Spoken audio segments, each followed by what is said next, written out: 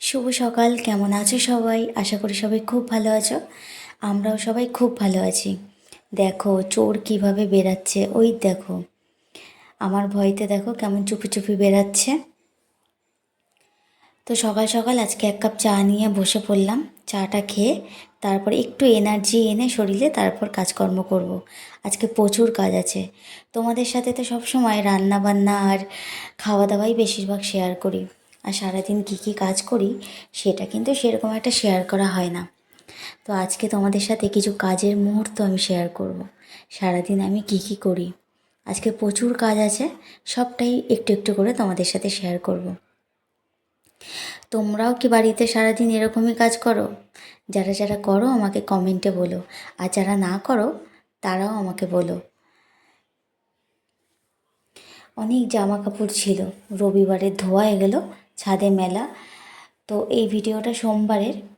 তো সোমবার দিন সকালবেলায় সমস্ত জামা কাপড় তুলে এনেছে, আর প্রচণ্ড কড়া রোদ্দুর দিয়েছে, সব শুকিয়ে গেছে।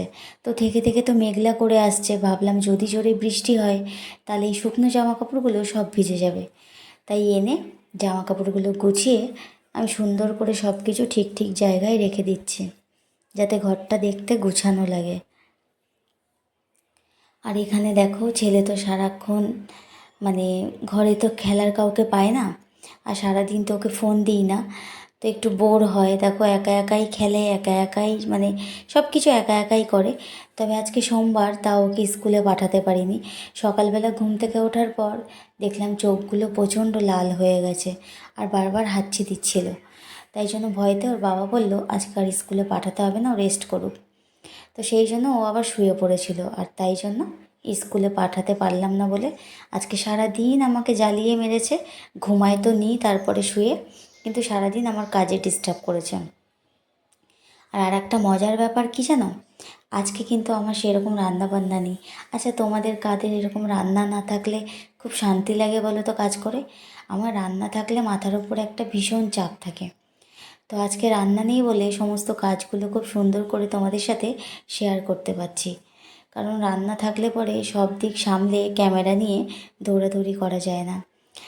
আর আজকে রান্না নেই, তোমাদেরকে দেখাবো তবুও কত কিছু দিয়ে আজকে ভাত খেয়েছি। তো এই দেখো আজকে ফাইনালি আমার এখন কাজকর্ম কমপ্লিট।